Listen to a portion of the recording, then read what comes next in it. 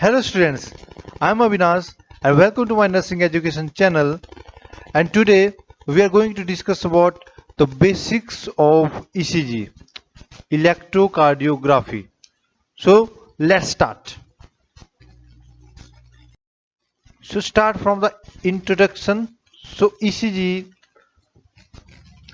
is invented by William Einthoven. Okay, he is a scientist who invented the ECG. Next is a it is a non-invasive painless diagnostic test. Okay, so it is a diagnostic test which is basically non-invasive. Non-invasive means it is a riskless, means we do not need any insertion, anything inserting in the body like like catheter or anything else. Only we have to do just apply the electrode on the chest screen or on the limbs of the patient, and we record the ECG on a paper. Next, it record electrical impulse of the heart. So it record the electrical impulse, that different electrical events that occur in the heart that are recorded in the ECG machine. And next is 12 lead ECG is the most common performed ECG test. So in the hospital setting, the most commonly performed ECG is a 12 lead ECG. Okay, but there are more ECG, like more comprehensive ECGs like 15 lead ECG also available, and 18 lead ECG are also available, but these are rare.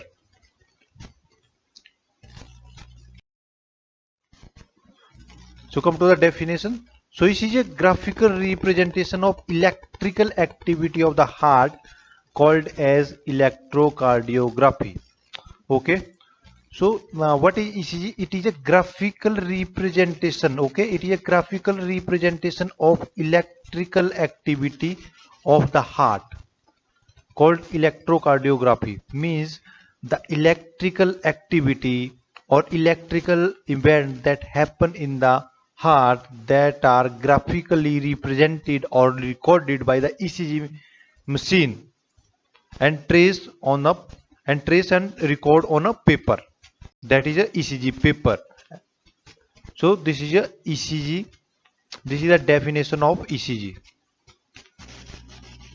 Next, come to the indications. So first is cardiac dysrhythmia. Okay, if the patient has a cardiac dysrhythmia, or if we have to identify there is a cardiac dysrhythmia or not, we have to perform the ECG test to rule out this problem. Next is the relative size and position of the heart. It is very important to check the size is normal or there is any enlargement of the heart muscle. So it is also checked by the ECG test, and also we can identify the position of the heart with the help of this test. Next is conduction abnormality. If the patient has a conduction abnormality, for example heart block,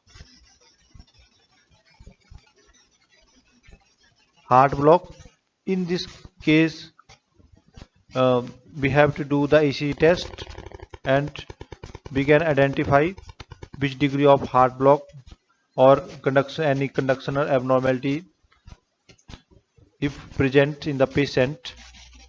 Next is a myocardial ischemia and infarction. If the patient has a myocardial ischemia and infarction, so this is also identify the ECG test.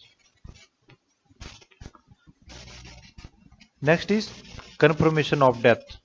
So it is also very important to rule out and to identify the confirmation of death. This patient is that means that a patient that is a confirmed to that death, he is died. That is that confirmation is provided by the ECG test.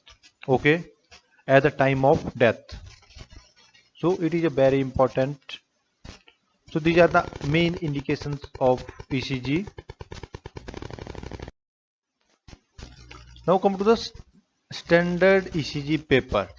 Okay, so this is the standard ECG paper. As you see in this, there is a there is a big box, and also in the big box there is a small boxes. So one big box contain 5 small boxes horizontally and as well as vertically, as you see in this paper. Like that. So this is a big box in which, as you see in horizontally, so 1 2 3 4 5, so there is a 5 small boxes, and in a vertical also there is a 5. Okay, so this is a one big box. Okay, so as we go to the horizontal line, it measure the time interval. Okay, and one big box is equal to 0.20 second, and but in the vertical side it measure the amplitude.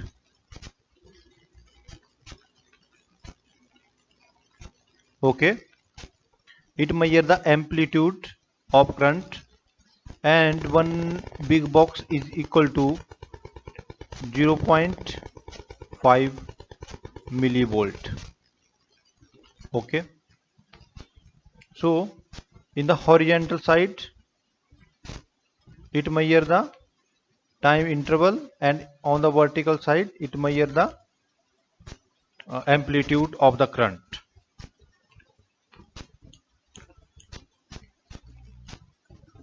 If we go more specifically, so as you see, this is a small box. Okay, it is a small box.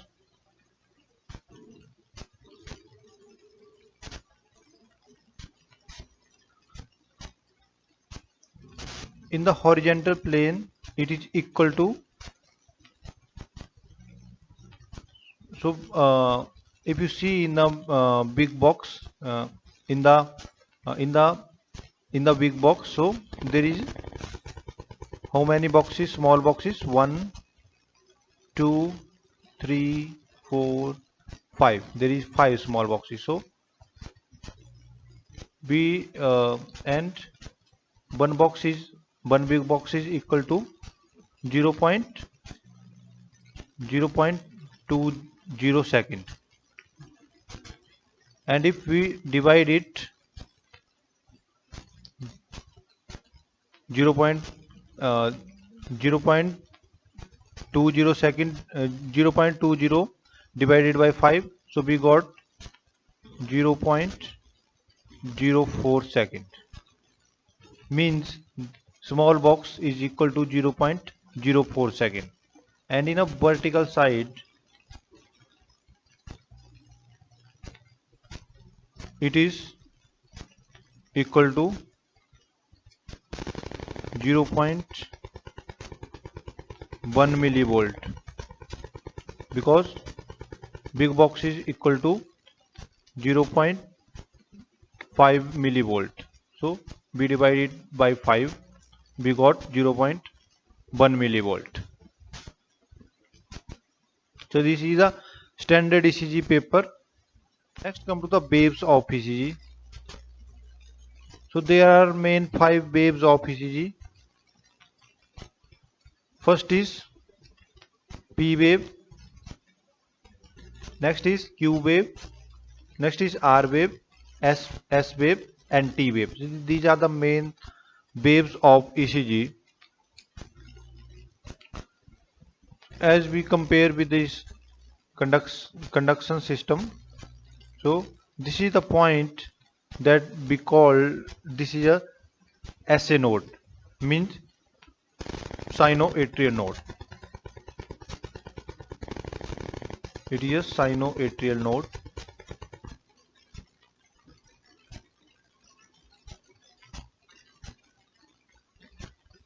This is the point where the electrical impulse is generated or conducted in the heart and firstly transmit transmitted or spread all over the atria, all over or both of atria simultaneously, and atria will contract, and when it contract it called atrial depolarization. It is depolarization. Okay, it is atrial depolarization, and during the atrial depolarization p wave form. This is the p wave formed during atrial depolarization, and after that the impulse reach to the AB node. Okay, here this point is called AB node,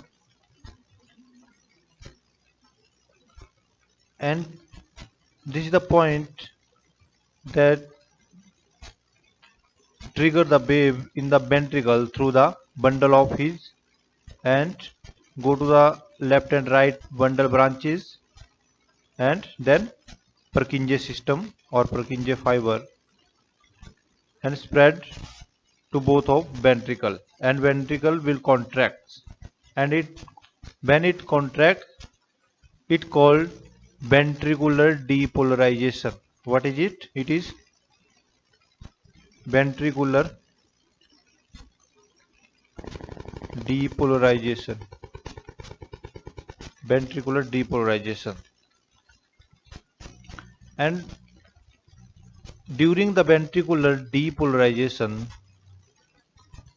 three wave form, and that called Q, R, and S wave. And it is we can also call it is a QRS complex.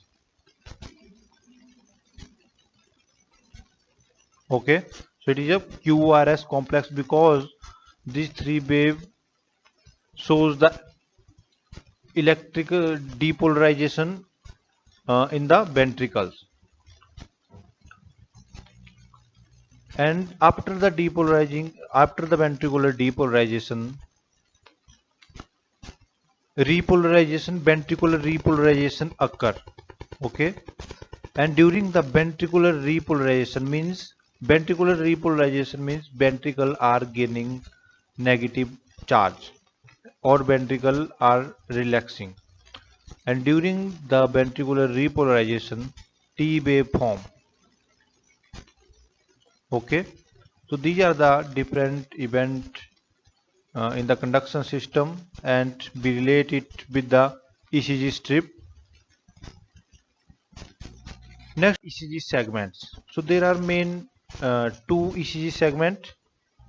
First one is a PR segment and second one is ST segment. So these are the main two segment,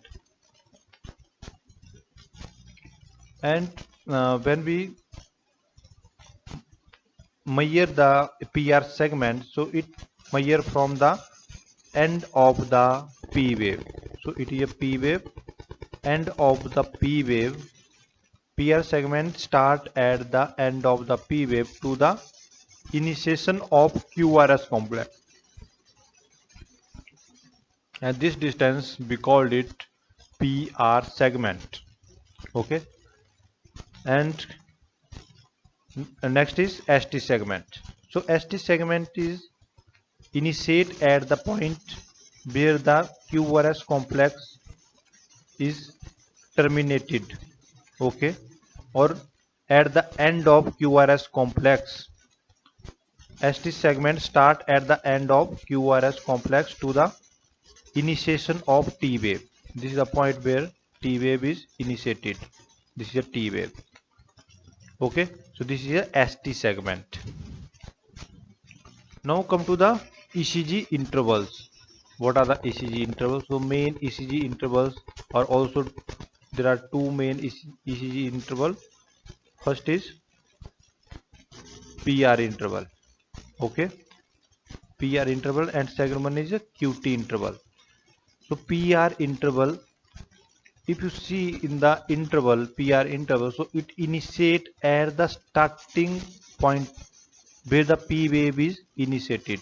This is the P wave, this is the Q wave, next is R wave, this is the S wave, and this is the T wave. This is the T wave.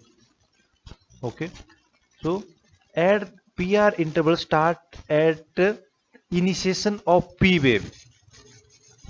Okay, to the beginning of the QRS complex. So this time is called PR interval.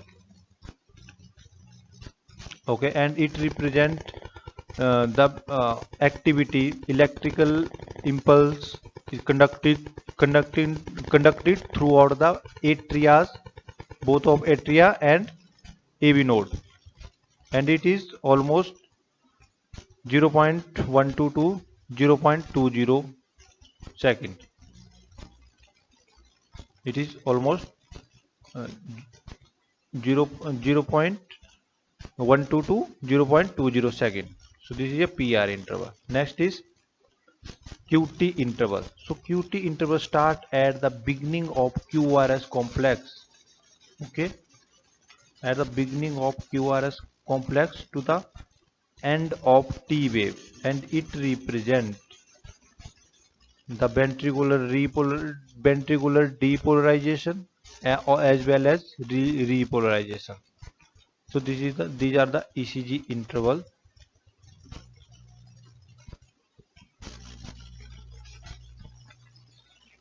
So thank you very much. Thank you for your attention.